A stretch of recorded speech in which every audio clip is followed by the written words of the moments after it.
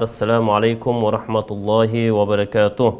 Эки кошуна мамлекеттин ортосунда болуп жаткан бираз түшүнбөстүктөрдөн улам ушул эки мамлекеттин эки бир тууган мусулман болгон бир туугандарыбызга кайрылууну туура деп көрдүк. Пайгамбарыбыз саллаллаху алейхи ва саллям өзүнүн куттуу хадисинде айтат: кимде ким момун мусулмандардын көйгөйүнө, алардын ишине көңүл бурбаса дейт, ал мусулмандардан эмес деп айтып кеткен. Же болбосо башка бир хадисинде пайгамбарыбыз саллаллаху алейхи ва саллям айтат: силердин бирөөңөр ушундай шариятка дал келбеген, туура эмес бир ишти көрсө, аны колдон келсе кол менен токтотсун дейт. Ошол туура эмес ишти колдон келбесе анда аны тили менен айтып токтотсун. Тили менен да айта албаса, жок дегенде жүрөгү менен жаман көрсүн ошол амалды. Бул эң бир ыймандын эң бир алсызы ушул дейт.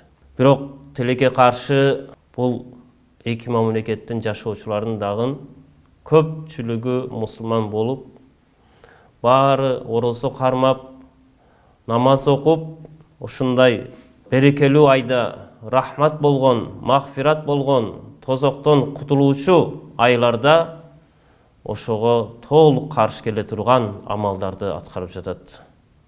Пайгамбарыбыз саллаллаху алейхи ва саллям өзүнүн башка бир хадисинде айтат: бир мусулман киши түндө курсагы ток жатып, кошунасы ачка жаткан болсо, аны билсе ачка экендигин билип туруп, өзү курсагы ток болуп жаткан болсо, ал мусулман бейишке кире албайт дейт. Же болбосо ал мусулман мага толук ыйман келтирбептир деп пайгамбарыбыз саллаллаху алейхи ва саллям ушундай деп айтып өткөн. Бирок тилекке каршы азыркы учурда ушундай түшүнбөстүктөн, ойлонбостуктан ушундай нерсеге барып жатат. Жанагындай момун мусулман адам бир жаман ишти, арам ишти көргөндө, аны пайгамбарыбыз айтып жатат: колуң менен токтот, болбосо тилиң менен айт, болбосо жүрөгүң менен жаман көрүп кой десе, тилекке каршы кээ бир мусулман бир туугандарыбыз кайра ушундай арам ишти жүрөк менен жаман көрүп аякта турсун, колу менен аткарып жатат. Тили менен ошол нерсеге үгүттөп жатат. Оттун үстүнө бензин куюп күчтөндүрүп жатат, суу менен өчүргөн ордуна.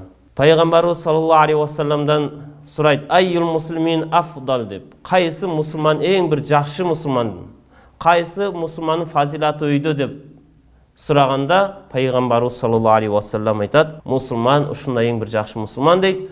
Башка мусулман инсандар анын колудан, тилиден ыза көрбөсө, жамандык көрбөсө, ошол инсан чыныгы мусулман дейт. Ошол мусулман эң бир жакшы мусулман деп пайгамбарыбыз саллаллаху алейхи ва саллям айтып жатат. Ошондуктан баарыбыз ла илаха иллаллаху Мухаммад расул деп айтканыбыздан кийин бул ыйманга толук кирген болобуз. Баарыбыз мусулман болобуз. Мындай инсандарды Алла Таала Куранда айтат: астагфирулла иннамал муъминуна ихва, момун мусулмандар баарыңар бир туугансыңар дейт. Бир тууган бир тууганын жанын, малын, намысын төккөнгө болбойт. Пайгамбарыбыз саллаллаху алейхи ва саллям дагы бул жөнүндө айтып кеткен: бүткүл мусулмандардын каны, малы, абыройу башка бир мусулманга харам деп айткан. Ошон үчүн бир мусулмандын канын төгүү, малын тоноп кетүү, анын абыройуна шек келтирүү башка бир мусулман үчүн харам нерсе бул. Эгерде биз өзүбүздү мусулман деп билген болсок, анда бул нерседен сак болушубуз керек. Хуббул ватан минал иман. Ватанды, мамлекетти, ата мекенди жакшы көрүү бул ыймандан деп бир хадисте айтып, ошону туура эмес түшүнүп, башка бир мусулмандардын малын кырып, канын төгүп, абыройуна шек келтирип атканыбыз бул туура эмес нерсе. Хуббул ватан минал иман. Мамлекетти сүйүү, туулган жерди сүйүү, жакшы көрүү бул ыймандын белгиси деген мааниси бул. Бара калып 1 метр жерди ала коюп, чегираңды чоңойтуп коюп, башка бирөөнүн жанын, малын төгүп ошондой кылганың бул ыйманыңдан деген мааниде эмес ал. Балким ошол өзүң төрөлүп өскөн жериңди абат кылып, өстүрүп, жашылдандырып, ошол жерин жолун оңдоп, бак дарактарды эгип, өстүрүп, ошол жерди жашылдандырып, башка бир мусулмандарга, башка бир инсандарга пайда келтирсең, ошол мамлекетиңде дейт. Ошол сенин ыйманыңдан болот дейт. Ошол нерсе Allah Taala jактыруучу амал ошол дейт. Ыйманы бар адам, Пайгамбарыбыз башка бир хадисинде айтат, ыйман 60 канча бир бөлүктөн турат, же болбосо 70 канча бир бөлүктөн турат. Анын эң бир башталышы, эң бир өйдөсү ла илаха иллаллах Мухаммад расулуллах келмеси. Анын эң ылдыйы имататул аза анит тарих, жолдун үстүндөгү адам баласына зыян келтирүүчү нерсени жолдон чыгарып коюу дагы бул ыймандын бир бөлүгү болуп эсептелет дейт. Ошондуктан ушул өзүңдүн мамлекетиңди сүйүү дегендин мааниси ушул төрөлгүп өскөн жериңди жолун оңдоп, жашылдандырып, жакшы бактарды тигип, мектептерди салып, больницаларды салып, элге кызмат кылганың бул мекенди сүйгөнүң ушул болуп эсептелет. Эч качан мусулмандын канын төккөнгө шарият эч бир жол бербейт. Алла Таала Кур'ан-ы Каримде айтат, Араб сүрөсүнүн 96-аятында: "Олау анна ахлал кура аману ваттакау лафатахна алейхим баракатин минас самаи вал арз, олакин каззабу фаахазнахум бима кану яксибун." Садакаллахул азим. Эгерде ушул айылдын, ушул шаардын эли ыйман келтиргенде жана таквачылык кылганда, лафатахна алейхим баракатин минас самаи вал арз, асман жерден берекелерди жаадырып коет элек. Бирок алар бул нерсени кылышкан жок, ыйман келтиришкен жок, таквачылык кылган жок.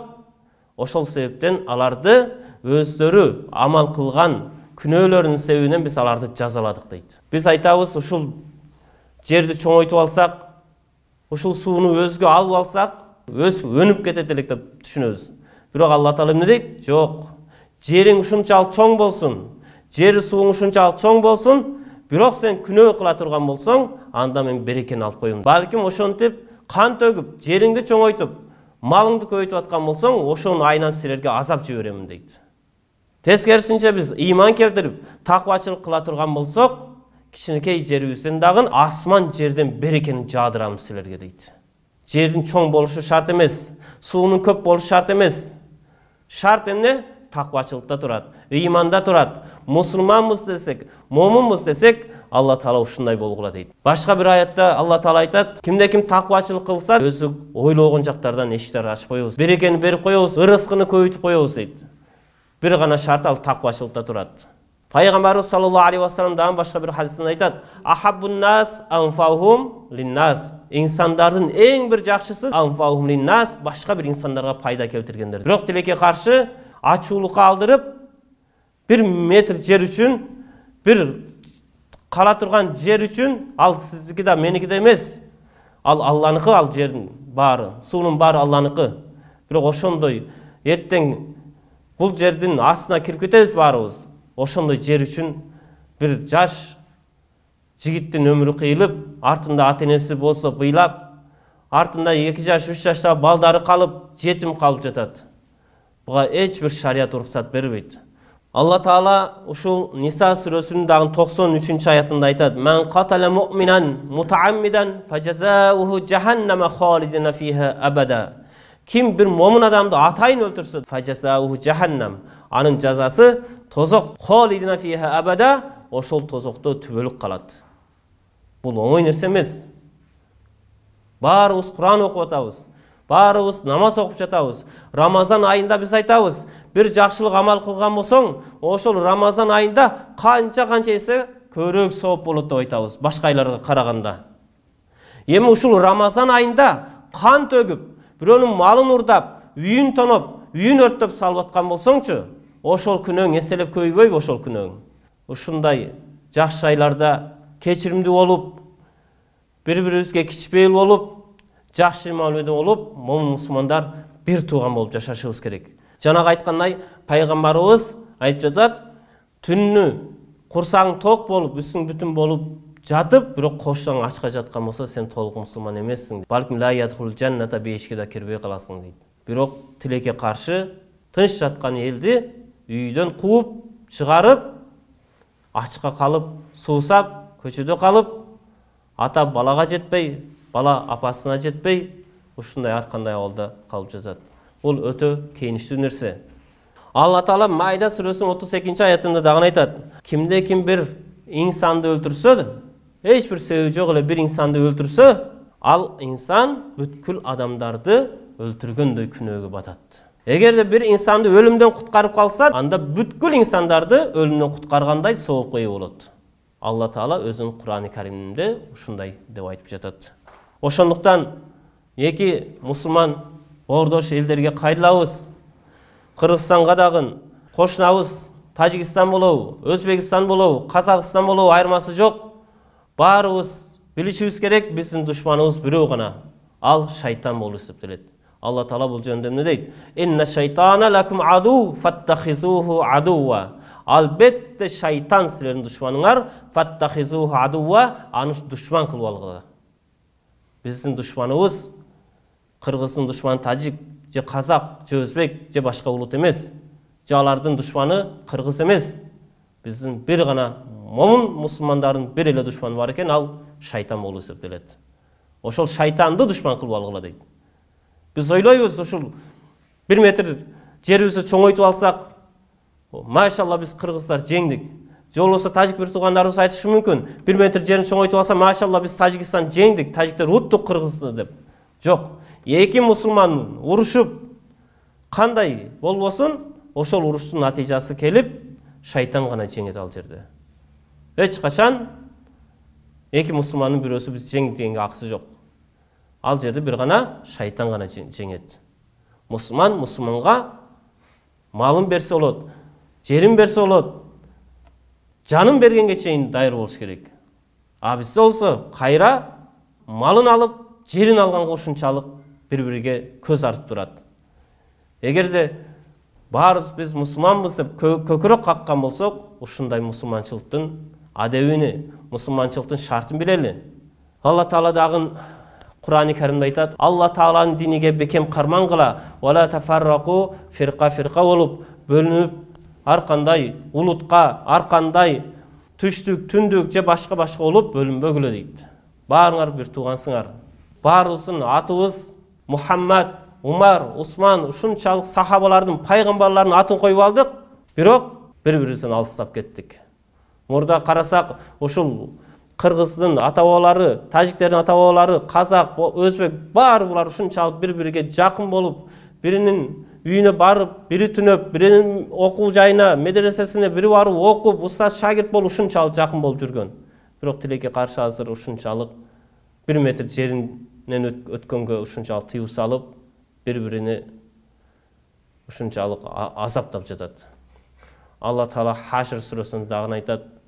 Peygamber sallallahu aleyhi ve sellem aytat: "Tahsabuhum jami'an ve kulubuhum shatta, zalika bi annahum qawmun la yaqilun." Sen oyloysun, o müşrikler, kapıllar bul cemaat ko. Men cemaatim az da oyloysun, biroq sen andan korkpagın. Alardın sanı köp bolsa dagın, aların жүрөктөрү bir-birinden ajırap ketken deydi. Bir-biriге olgan ынтымак жок, bir-biri olgan сүйүү жок deydi alarda. Sen menen sahabaların ortasında şunça bir-birine olgan muhabbat var, süyü var. Oşon üçün жеңишсиздер болот. Эмне үчүн алар ушундай саны көп болсо дагы алардын жүрөгү bir-birine ажырап кеткен десек, Алла Таала эмне дейт? Залика бәннахум қавмун ла яқилун. Алар ушундай бир ком, акыл калчабаган ком, ой жүгүртпөгөн ком. Бүгүнкү күндө биз дагы ушул абалга туш келип калдык. Орта Азияны карасак, бүт бар мусулман.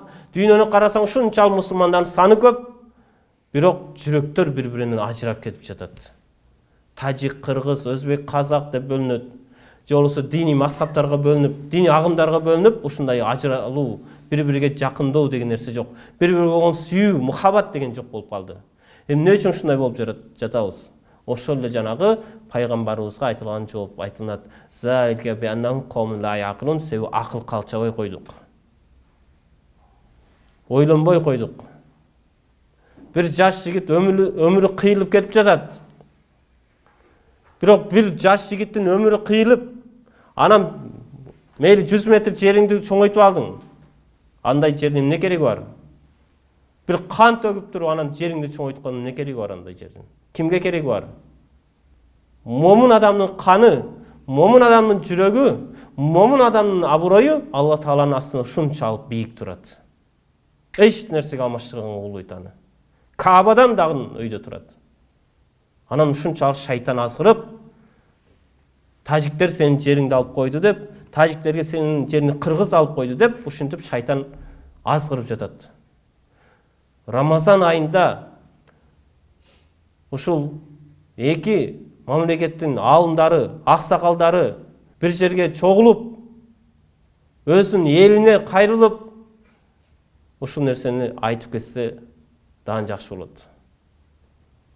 Тажикстандын да чоң-чоң аалымдары келсин, Исфара Бархка келсин, Кыргызстандын чоң аалымдары ал жака барсын Баткенге. Анан чогуу бир жерде олтуруп, элге жалпы элге кайрылсын. Ошондо жаштар түшүнөт. Алхамдулилла, баарыбыз мусулманбыз, чогуу жашап жүргөнбүз. Бул жакта да ошондой аалымдарга сунуштайт элек, эки мамлекеттин аалымдары, ошондой эле саясатта олтурган эл башчылары чогулуп сүйлөшүп аткандай, аалымдар да ошолорго жардам берип, сүйлөшсө өтө жакшы болот.